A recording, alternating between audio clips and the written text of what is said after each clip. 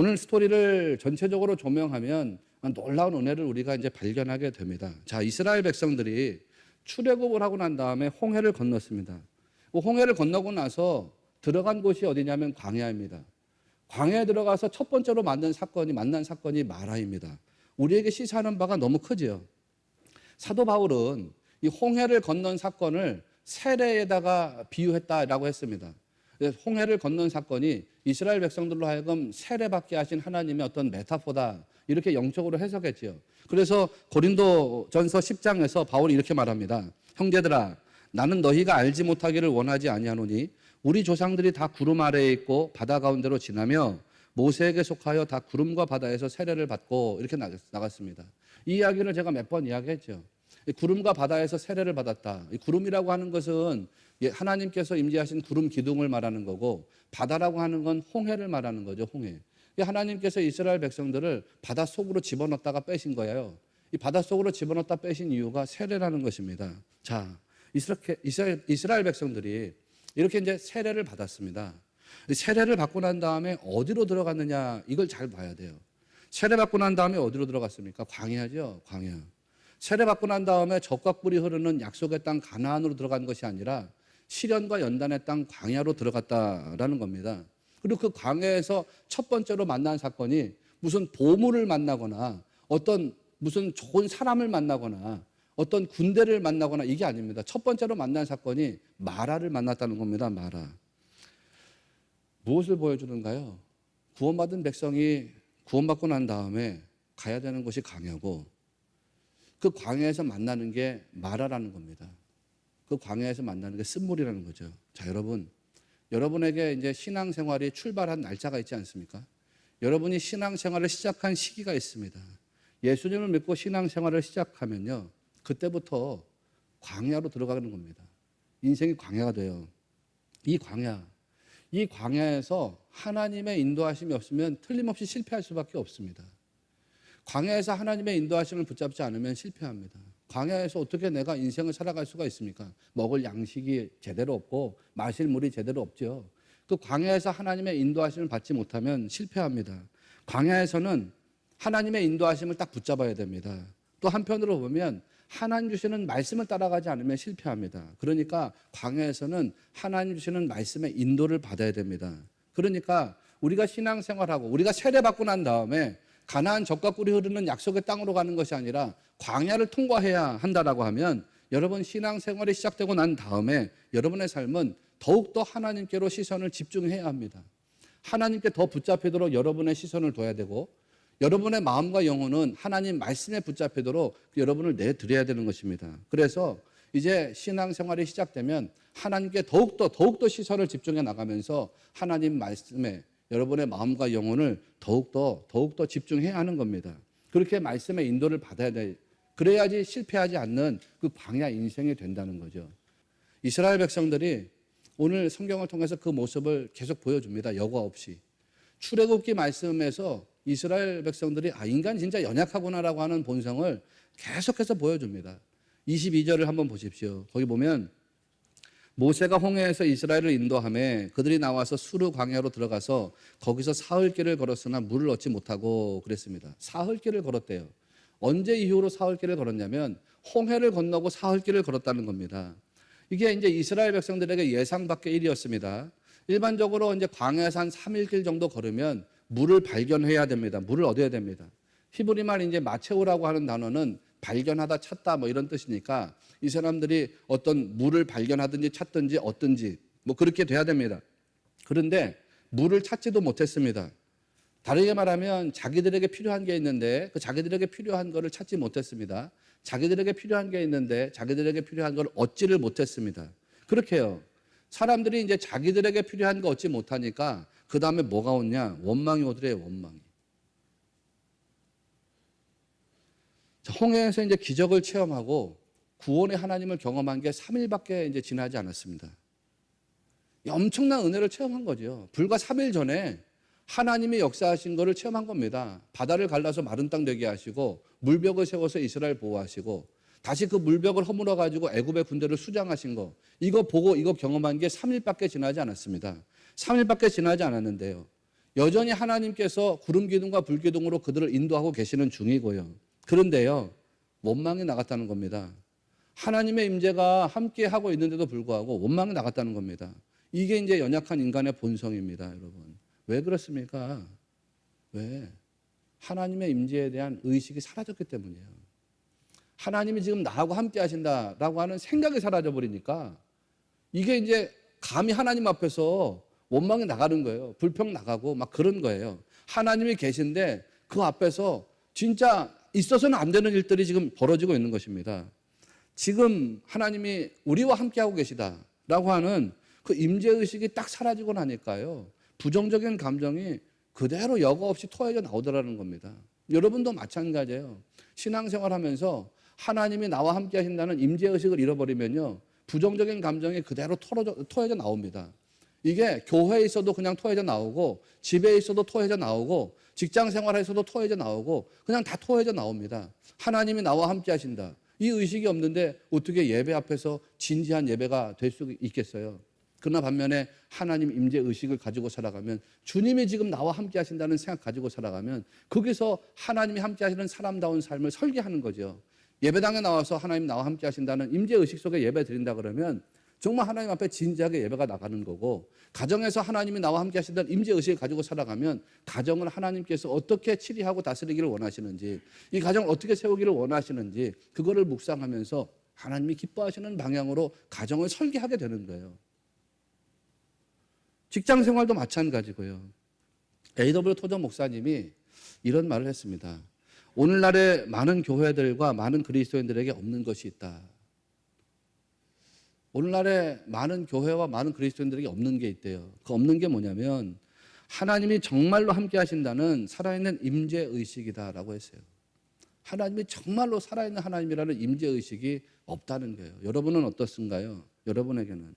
그러면서 이제 A.W. 토저 목사님이 이런 말을 합니다. 물론 우리는 하나님의 존재를 믿는다. 물론 그분을 우리의 구원자로 믿고 의지한다. 그런데 어떤 이유에선가 더 이상 나가지 못하고 거기서 끝나고 만다. 이렇게 말했어요. 이게 이제 A.W. 토저 목사님, 오늘 주보에 여러분에게 소개한 책입니다. 성령님을 추구하라. 이 책을 한 2주 전쯤에 이제 우리 이기영 장로님이 저한테 주면서 그런 말씀을 했어요. 이 책을 저한테 선물로 주면서, 야, 이 책이 너무 좋아가지고 이제 진짜 여건만 허락된다면 전 교인한테 이 책을 사서 선물로 드리고 싶다. 그런 말을 했어요. 그러면서 저한테 주셨는데 여러분도 한번 꼭 사서 읽어보시면 좋겠습니다. 하나님의 임재의식. 그게 오늘날 교회에서 실종됐대요. 믿음이 실종된 게 아니래요. 하나님을 믿어요. 하나님이 우리의 창조주시고 하나님께서 주 예수 그리스도를 통해서 우리를 구원하셨다는 것을 믿어요. 그런데 거기에 멈춰 있다는 겁니다. 거기서 더 나가야 되는데, 거기서 어떻게 더 나가야 되냐면 그 하나님이, 살아계신 그 하나님이, 나를 구원하신 그 하나님이 지금 나와 함께하고 계시다는 그 임재의식으로 더 나가야 되는데 거기에 나가지 못하고 그냥 구원받은 믿음에 멈춰서 있다는 것입니다. 어떤 이유에선지는 모른대요. 어떤 이유에선지는 모르지만 그 이유 때문에 멈춰서 있다. 그런 이야기를 하고 있습니다. 여러분은 어떠신가요? 혹시 여러분 하나님의 임재가 느껴지지 않는다면, 혹시 예배하는 이 예배장에 예배하는 자리에서 하나님의 임재가 느껴지지 않는다면, 여러분이 기도를 하시는데 그 기도하는 중에 하나님의 임재가 느껴지지 않는다면, 여러분의 가정에서나 여러분의 직장 생활에서 하나님의 임재가 느껴지지 않는다면 그 이유는 무엇입니까? 어떤 이유 때문에 하나님의 임재를 느끼지 못하시는가요? 여러분, 우리가 그거를 출애굽기에서 배울 수 있습니다. 왜 사람들은 하나님의 임재를 생각하지 못할까? 느끼지 못할까? 경험하지 못할까? 의식하지 못할까? 이거를 우리가 출애굽기에서 배울 수 있습니다. 출애굽기에서 배우고 깨닫고 그거를 여러분의 삶에 적용해야 됩니다. 가르치고 배우는 건 우리 사이에서 이루어집니다. 저는 이 말씀을 여러분에게 가르치고 여러분은 배우면 됩니다. 그리고 그걸 삶에서 적용하는 것은 여러분이 스스로 적용시켜 나가야 됩니다. 이스라엘 백성들이 왜 하나님의 임재 의식 속에서 이 생활을 했을까? 이스라엘 백성들이 홍해 앞에서 불평하고 원망했던 이유가 있죠. 그들이 홍해 앞에서 불평하고 원망했던 이유가 무엇이었던가요? 그 이유가 애굽의 군대를 봤기 때문이죠. 애굽의 군대. 애굽의 군대를 보니까 두려움이 들어왔습니다. 그 두려움이 하나님 임재에 대한 의식을 그냥 집어삼켜 버렸습니다. 다르게 말하면 애굽의 군대가 너무 크게 보였습니다. 다르게 말하면 세상이 너무 크게 보였습니다. 세상의 벽이 너무 크게 보이니까요. 두려움이 빠졌습니다. 그 두려움 때문에 하나님에 대한 임재 의식을 잃어버렸습니다. 그러니까 여러분, 세상 너무 크게 보지 말라는 거예요. 여러분, 세상을 너무 크게 보지 마십시오. 세상보다 훨씬 크고 세상보다 훨씬 위대하고 세상보다 훨씬 능력 있는 하나님, 그 하나님을 바라보는 여러분들이 되시길 바랍니다. 그 다음으로 마라에서는 사람들이 왜 원망했는지를 한번 보시자고요. 마라에서 사람들이 왜 원망했느냐? 자기가 원하는 거 얻지 못하니까 원망했죠. 사람이 그렇습니다. 자기가 원하는 거를 얻지 못하면 원망합니다. 하나님이 함께 하시는데도 불구하고 하나님의 목적 섭리를 이해하려는 마음이 없습니다. 그러니까요, 어떻게 되냐면 당장에 내가 필요로 하는 거, 당장 필요한 거를 얻지 못하게 되니까 그게 원망으로 나갑니다. 신앙생활도 그렇거든요. 여러 번 필요로 하는 거 있잖아요. 교회 다니면서 기도하면서 필요로 하는 것 있지 않습니까? 그 필요로 한 거 얻지 못하면 이게 원망으로 나간다는 거예요. 원망으로. 하나님 왜 안 주시냐 이거예요. 하나님. 그런데 여러분, 자기를 중심에 놓고서 신앙생활하면 이거는 결국은 실패할 수밖에 없어요. 왜냐하면 하나님은 여러분의 기도에 응답하실 때 여러분이 원하는 모양대로 응답하시는 분이 아니잖아요. 하나님은 여러분이 원하는 모양, 여러분이 원하는 방법, 여러분이 원하는 시간에 따라서 응답하시는 분이 아니라 하나님이 여러분에게 가장 유익한 것으로 주시기 위해서 응답하시는 거예요. 하나님 보실 때 가장 유익한 방법, 가장 유익한 모양, 가장 유익한 시간 속에서 여러분에게 응답하신다고요. 그래서 내가 원하는 방법대로 응답 오지 않았을 때에 하나님의 섭리를 바라볼 줄 아는 지혜와 통찰력이 있어야 되는 것입니다. 그때에 신앙생활이 온전하게 나갈 수 있는데, 그 온전하게 나갈 수 있는 기본 전제는 어디에 있냐면 말씀의 인도를 받아야 된다는 것입니다. 말씀의 인도를. 자기가 원하는 거 얻지 못하니까 이스라엘 사람들이 원망으로 나갑니다. 하나님이 함께하고 계시는데도 불구하고 그랬습니다. 여러분, 자, 그런데 생각해 보십시오.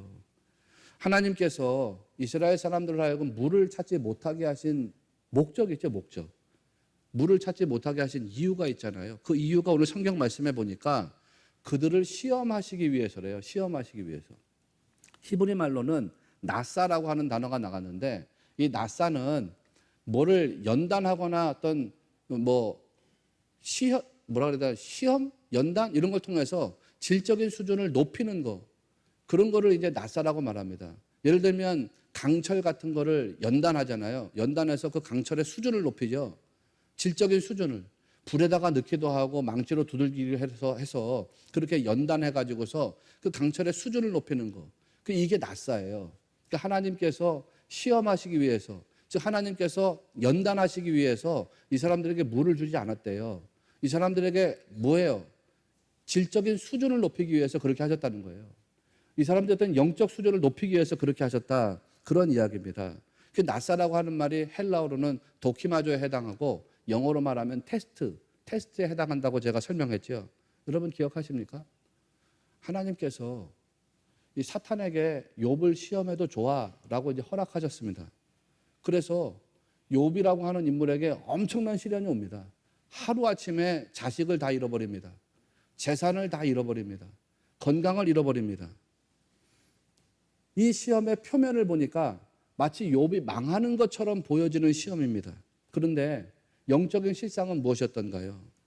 욥에게 불어닥친 그 시련, 그 시험이 욥을 망하게 하려는 시험이 아니었죠. 깨닫게 하려는 시험이었죠. 진리를 깨닫게 하시기 위한 시험이었습니다. 그래서 욥이 그거를 깨닫고 욥기의 마지막 대목에 가서 하나님께 고백합니다. 내가 주께 대하여 귀로 듣기만 하였사오나 이제는 눈으로 주를 배웁나이다. 이런 고백이 나갑니다. 자기가 이전까지 하나님을 안다고 자랑했는데 하나님 안다고 자랑한 게 다 귀로 듣기만 한 자랑이랍니다. 자기 체험은 없고 다른 사람에게 듣기만 한 겁니다. 신앙생활이 듣기만 하는 신앙생활 얼마나 불행한 거예요. 여러분, 듣기만 하는 신앙생활이 아니라 여러분이 체험하는 신앙생활로 나가야 됩니다. 그렇기 위해서는 순종이 필요한 거예요. 오늘 말씀도 순종이 나오지만 다시 뒤에 가서 설명하겠습니다. 그래서 욥이 시험을 통과하면서 과거에 나는 듣기만 하는 신앙인이었는데 하나님에 대해서 이제는 하나님을 눈으로 보는 신앙인이 됐습니다. 이렇게 고백한 거죠. 하나님을 체험했다는 겁니다. 시험을 통과하면서. 그러면서 그 다음에 욥이 뭘 말하느냐? 욥기서 42장 6절을 보면 그러므로 내가 스스로 거두어드리고 티끌과 재 가운데에서 회개하나이다. 이런 말씀이 나갑니다. 지난주 새벽에 잠깐 언급했는데 욥이 스스로를 거두어드린다 이렇게 말했습니다. 히브리 말로는 에무아스. 에무아스라고 하는 말은 자기를 멸시한다 이런 뜻이에요. 자기를 거절한다 이런 뜻이에요. 그러니까 욥이 내가 스스로를 거두어드린다라고 하는 말의 본질적인 의미는 뭐냐면 내가 내 스스로를 멸시합니다. 다르게 말하면 내가 나를 스스로 미워합니다 이런 뜻이에요. 내가 가지고 있었던 나의 주장이 있었습니다. 내가 가지고 있었던 나의 생각이 있었습니다. 내가 하나님 그거를 미워합니다. 내가 그 생각을 포기합니다. 내가 그 생각을 거절합니다. 예수님이 하신 표현대로 말하면 자기 부인이 일어난 겁니다. 자기 부인이. 그러고 난 다음에 티끌과 재 가운데서 회개하나이다 이렇게 나가요. 무슨 말이에요? 하나님 내가 나의 자아를 포기하고 부인하고 하나님의 의로움을 주인 삼겠습니다. 그 얘기를 한 겁니다. 욥이 그렇게 자기 어떤 안에 있었던 자아가 변화되는 걸 경험해요. 하나님은 이렇게 신자가 연단을 통해서 변화되기를 바라신다는 거예요. 바라신다는 거예요. 여러분의 환경이 변화되는 걸 바라는 게 아니고요. 여러분의 마음과 영혼이 변화되기를 원하신다고요. 여러분의 마음과 영혼이 하나님께로 더 가까이 가기를 원하신다고요. 그래서 때로는 신자에게 지독한 시련과 연단을 통과하게 하실 때가 있습니다. 너무나도 죄송한 말씀이지만 하나님은 여러분 인생을 삶의 어두운 터널처럼 만드실 때가 있습니다. 때로는 재산을 잃어버리게 합니다. 때로는 사업이나 직장생활 잘 풀리지 않게 합니다. 때로는요 자식이 험난한 길을 통과하게 하실 때가 있습니다. 건강을 잃어버리게 하실 때가 있습니다. 이게 마라입니다. 마라. 목사님 나는요 내 인생 살아오는 동안에 한 번도 시련 고난을 당한 적이 없습니다. 혹시 여러분 그렇게 말씀하실 만한 분이 있는가요? 그런 분들이라고 하더라도요 그러면 자식에게 고난과 험난한 시련의 길을 가게 하십니다. 그래서 내가 결코 교만하지 못하게 하시는 거예요. 하나님은 우리로 하여금 다 가시와 쓴뿌리를 경험하게 하신다고요. 그 목적은 뭐냐면 여러분을 망하게 하려는 것이 아니라 여러분이 하나님께로 겸손하게 무릎 꿇는 자 되기를 원하시고 여러분이 하나님이 기뻐하시는 믿음의 삶으로 하나님과 친밀한 동행을 이루시기를 원하시기 때문입니다. 나로서는 하나님 안 됩니다. 내가 하나님 붙잡고 가기를 원합니다. 그거를 하나님이 원하시거든요. 그 변화가 일어나길 원하신다고요. 그래서 하나님이 알려주시려고 하는 그 변화되기를 원하시는 것을 알기 직전까지 깨닫기 직전까지 하나님이 마라를 마라로 쓴물을 쓴물로 내버려 두실 때가 있습니다. 다시 말씀드리지만 여러분 환경이 변하게 되는 거 그거 하나님이 원하시는 게 아니에요. 여러분의 마음이 변화되는 거 그거 하나님이 원하시는 거예요. 여러분의 믿음이 변화되는 거 그거 하나님이 원하시는 것입니다. 그래서요 다시 말씀드리지만 때로는 건강을 건드리실 때가 있습니다. 때로는 재물이라는 환경을 건드리실 때가 있습니다. 때로는 가족과 이웃이라고 하는 환경을 건드리실 때가 있습니다. 그렇게 시험이나 환난을 만났을 때 어떻게 하라는 거예요? 그럴 때 원망하지 말라는 것입니다. 원망하지 마라. 뭐 만나면은 불평하고 뭐 만나면은 원망하고 뭐 만나면 부정적으로 얘기하고 뭐 만나면 부정적인 감정을 토로하고 그러지 말라는 겁니다. 그 대신에요. 그 시험이나 그 연단을 믿음으로 이겨내라는 거예요. 믿음으로. 아멘이시죠? 믿음으로 이겨내라는 거예요. 그럼 어떤 믿음으로 이겨내라는 거냐? 그게 오늘 말씀해 보니까 두 가지 믿음이에요. 두 가지 믿음. 하나는 기도하는 믿음이고요. 하나는 순종하는 믿음이에요. 그 두 가지로 이겨내래요. 그래서 사도 바울이 여러분 안에 누가 계신지를 알라고 도전했습니다. 고린도후서 13장 5절 말씀 여러분 기억하시는가요? 제가 읽어드릴게요. 너희는 믿음 안에 있는가 너희 자신을 시험하고 너희 자신을 확증하라. 예수 그리스도께서 너희 안에 계신 줄을 너희가 스스로 알지 못하느냐? 그렇지 않으면 너희는 버림받은 자니라. 시련과 환난 당할 때에도 우리 안에 누가 계신 것을 알라는 거예요. 그렇죠. 예수님이 계신 것을 알래요. 너희 안에 예수 그리스도께서 계신 줄을 너희가 스스로 알지 못하느냐. 내 안에 여러분 안에 예수님이 계신 것을 알라는 거예요. 알라는 거. 만약에 그거를 알지 못하는 자라면은 그거를 알지 못하면 버림받은 자가 된대요. 버림받은 자. 헬라 말로는 아도키모이라 그랬는데 아도키모이라고 하는 말은 시험에 떨어진 자라는 뜻이라 그랬죠. 그래서 이 아도키모이를 NIV 영어 성경에서는 You failed the test 이렇게 번역했다고 했잖아요. 우리 안에 하나님이 계신 거, 그 예수님께서 성령 하나님으로 계신 거를 알아야 된다는 겁니다. 알아야 된다는 거. 여러분 안에 예수님이 성령 하나님으로 계신다는 거를 꼭 믿으시길 바랍니다. 그거 알아야 된대요. 그거 알지 못하면 시험에 떨어진 자가 되는 거예요. 구원과 멀어진 자가 되는 거예요.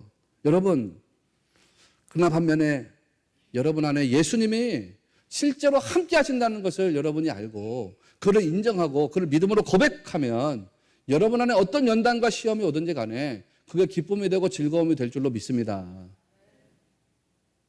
그게 우리 믿음이에요. 여러분 사실 나무 하나가 뭐예요? 나무 하나가. 나무 그냥 뭐 아무것도 아닌 거 아닙니까? 아무것도 아닙니다. 그냥 광야에 존재하는 그냥 나무입니다. 나무. 뭐 주석학자들이 이게 어떤 종의 나무일 거고 이게 어떤 거고 뭐 그렇게 해석한다고 하지만 그런 거 현혹되지 마십시오. 여러분. 이 나무가 뭔지 설명할 필요가 없습니다. 왜? 나무가 중요한 게 아니거든요. 그래서 여러분은 물속에 들어간 나무에 주목하면 안 되고 그 나무를 통해서 역사하신 하나님께 주목해야 됩니다.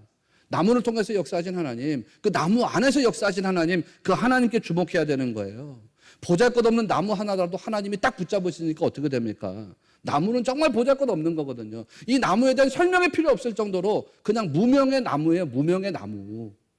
근데 그 나무를 하나님이 붙잡으시니까 그게 능력의 도구가 됐습니다. 오늘 말씀 제목이 도구를 탓하지 마라. 누가 쓰느냐가 관건이다라고 했습니다.